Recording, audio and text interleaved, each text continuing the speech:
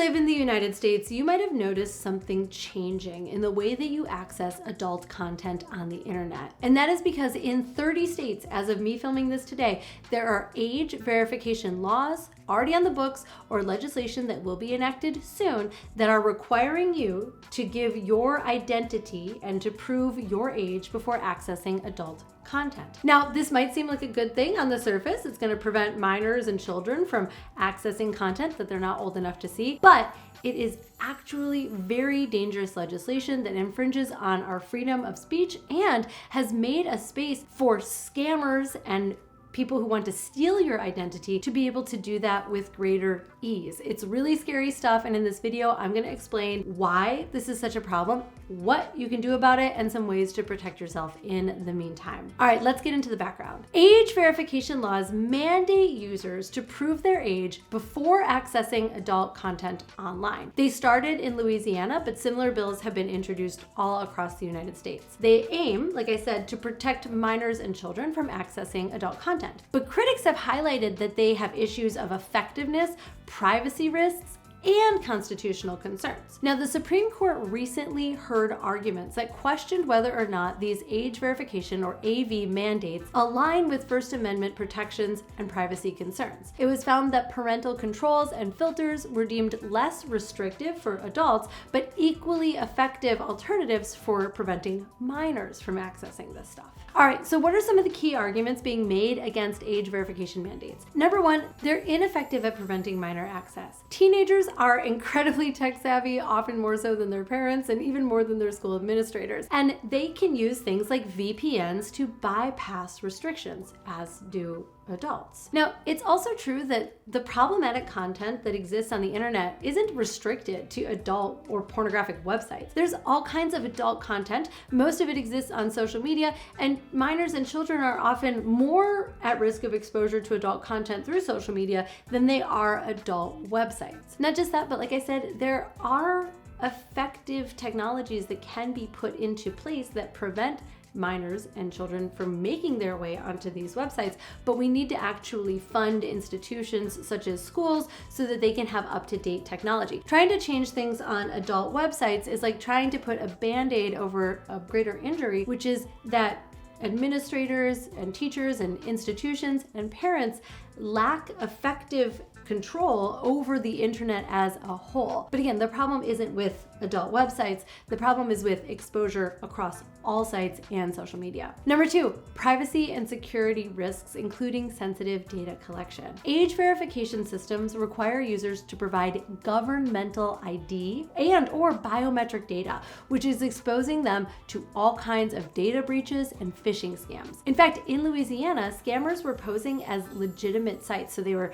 making fake adult content and porn sites and then prompting folks who landed on these sites to upload their government-issued IDs and biometric information. That stolen data can be used for identity theft, fraud, or even extortion. And victims who fear exposure may comply with the demands of these criminals, which creates a horrifying effect on legitimate site usage. The problem is that privacy risks already deter people from using the regulated platforms, meaning the platforms that are compliant, that are doing things legally, which drives folks to use less secure and less regulated platforms. These platforms have a higher content of harmful adult content on them. This means content that has been released without the consent of all of the people who are on camera. This could even include content that includes minors and children itself. So when we move people away from the legitimate and regulated platforms who are complying with the law and onto the less legitimate, illegal platforms, they're more likely to be exposed to content that either isn't real and they're just being used to give their driver's license, or is real but is harmful for the folks who are in it. And the thing is that it's not just adults who are pushed to these unregulated platforms. There are minors who are trying to use these websites that do not comply with regulations, and they end up seeing more dangerous material, non-consensual material, and material that includes people who are underage. And that's because unregulated platforms lack oversight, and that increases the likelihood of them posting material that is harmful. Number 3, unconstitutionality. There are so many First Amendment concerns regarding age verification laws. At a minimum, they suppress access to First Amendment protected speech for adults. Supreme Court rulings from the past emphasize that less restrictive measures like parental controls could achieve similar goals without infringing on the rights of adults. There are alternative solutions such as parental controls and filters. These tools allow parents to manage content access. They are widely endorsed, including by the Supreme Court, as less restrictive and still effective solutions. They're effective even when minors use VPNs in order to get around geographical restrictions. Now, in a perfect system, we would have shared standards across different platforms and across all of the states. This would include robust privacy safeguards that would prevent hacking or the misuse of sensitive data. And it's worth noting that even in the best cases of the best and most compliant technology, these websites are still being asked to hold on to very sensitive private data, like the government-issued IDs of their members, which exposes them to hacking and data breaches, which could end up having catastrophic effects for the people who are following the rules itself. Now, I am not the expert on this, but you know who is? The Free Speech Coalition. The ongoing debate around age verification has highlighted the critical need to protect privacy, free speech, and access to information in the digital age. And the Free Speech Coalition has been at the forefront of these efforts for over 30 years, advocating for the rights of workers, creators, and consumers in the adult entertainment industry. They have fought tirelessly in courts, legislatures, and public forums to defend constitutional freedoms and push for effective, privacy-conscious solutions. If you would like to join the fight against unnecessary and unconstitutional age verification legislation, please donate to the Free Speech Coalition today. I have included a link where you can donate inside of the description of this video. I have met the folks behind the Free Speech Coalition myself, and they are tirelessly working around the clock in order to protect your privacy and your constitutional rights. Their work extends beyond advocacy. They offer resources and education in order to combat misinformation and reduce stigma around adult content. And if you're curious why I am here, Caitlin B, I don't make adult content, right? Well, that's not exactly true. What I do is still under the greater umbrella of adult. I do have courses on the internet that include genitals. And yes, they are educational. Bodies are being touched for the purpose of education because I'm teaching you how to do a yoni massage, a lingam massage, an anal massage. But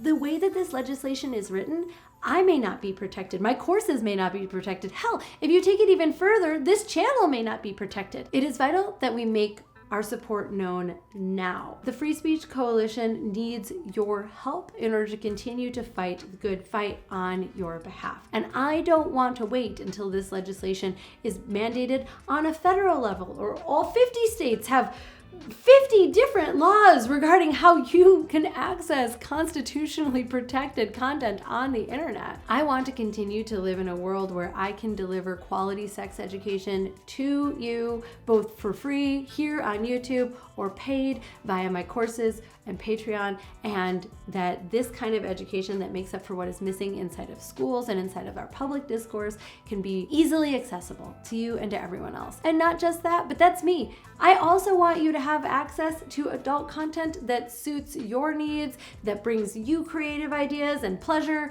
and is accessible because that's your right. Whether or not I like porn, and you all probably know that my thoughts on porn are kind of mixed in terms of like how it helps you get better and better or not, but that doesn't make any difference because I would die to defend your right to access it. And that is what this is about. It is about protecting our rights. So please make a donation to the Free Speech Coalition today. We are still very much in the middle of this fight. And once this fight is over, trust me, there will be another one. Protecting your rights is something that you are responsible for. And I hope that you will consider calling your legislature, calling your senator, calling your congressperson, and giving a donation to the Free Speech Coalition. Thank you so much for your support. This video was in no way sponsored by anyone. This is just me speaking about something that I am passionate about and that affects you, the people who I care about. Thank you so much for tuning in. I'll see you here next week. Bye.